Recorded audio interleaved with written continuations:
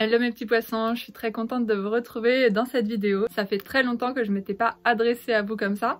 Les dernières vidéos que j'ai sorties sur ma chaîne étaient plutôt des vidéos où je nage en sirène, mais là j'avais envie de vous parler un petit peu de ma dernière nageoire que vous avez pu voir juste avant. Donc cette nageoire, c'est la nageoire lune. Je vous en avais parlé depuis un petit moment. Ça faisait 2 ans que je voulais la faire, cette nageoire.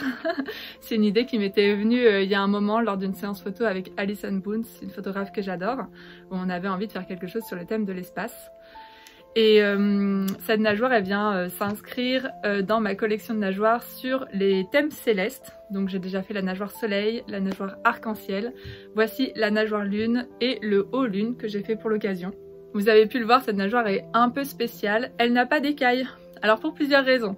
Déjà, j'avais envie de changer. J'avais envie vraiment de tester une nageoire lisse, pleine de paillettes. J'ai eu l'idée après d'incruster des pierres qui ressemblaient à des pierres de lune. Ensuite, j'avais envie de faire un effet un peu mammifère marin. Donc comme le beluga, qui est un animal marin tout blanc, tout lisse. Je voulais avoir ce côté un peu créature. Et enfin, je vais pas vous le cacher, j'en avais marre de faire des écailles. C'est un processus assez long quand je fais des écailles. Je suis obligée de les démouler sur un grand moule que j'ai fait moi-même. Et ensuite de les réassembler sur un moulage de mes jambes. Et c'est quelque chose voilà, d'assez long. Ça fait un costume assez lourd également. Et j'avais pas beaucoup d'énergie en ce début d'année. Je me suis dit, allez, on teste la nageoire lisse. Vous me direz en commentaire si vous avez aimé ce style de nageoire. Je suis pas sûre d'en refaire des comme ça parce que je trouve que ça se prêtait particulièrement bien à une nageoire blanche.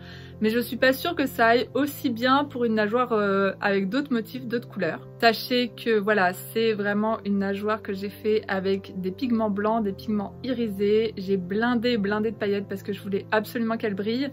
Et j'ai rajouté à peu près 350-400 pierres dessus que j'ai collées à la main.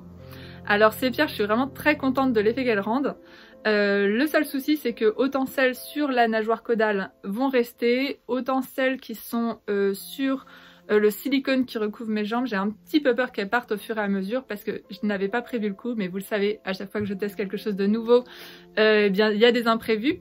Le problème de ces pierres, c'est que quand j'enfile la nageoire, je suis obligée de plisser un petit peu le silicone pour le tirer sur mes jambes. Et il y a des pierres qui s'en vont, donc c'est pas très bon quand je vais dans l'eau. Donc je vais voir au fur et à mesure, je pense que je vais faire en sorte que les pierres qui sont pas très bien fixées s'en aillent, je vais garder les autres. Et ce sera une nageoire vraiment plus destinée à l'événementiel que pour des plongées récurrentes.